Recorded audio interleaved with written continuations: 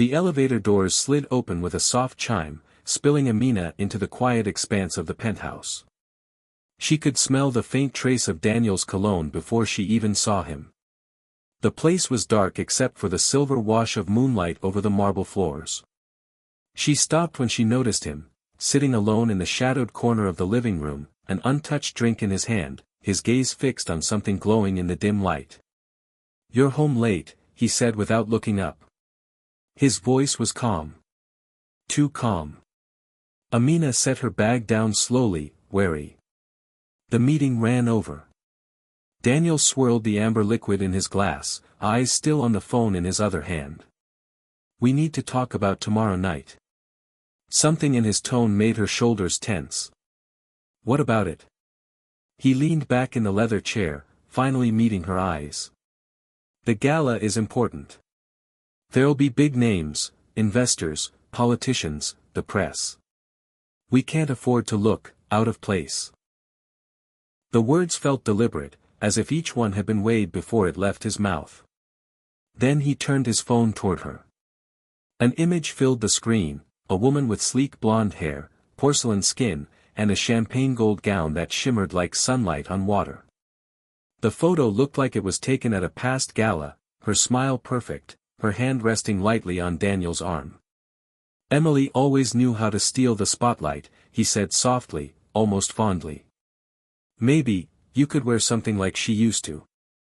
Amina felt the air leave her lungs. Emily.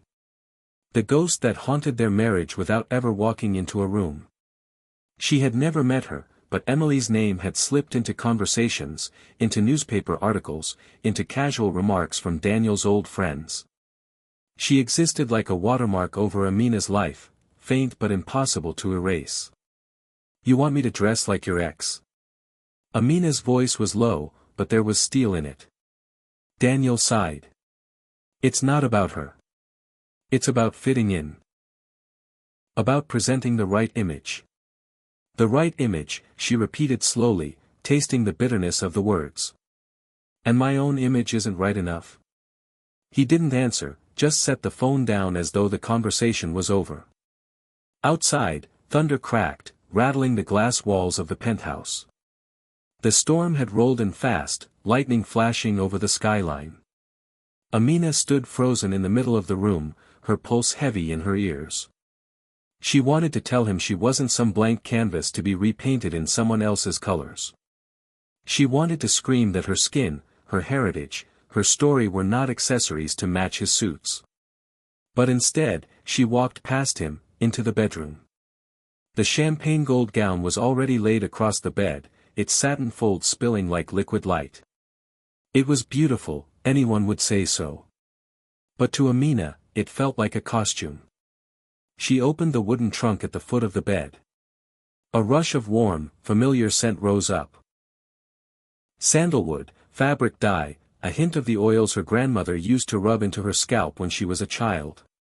Inside lay the dress she had brought from home, wrapped carefully in soft cloth, a deep royal blue fabric embroidered with gold patterns that danced like stories in the light.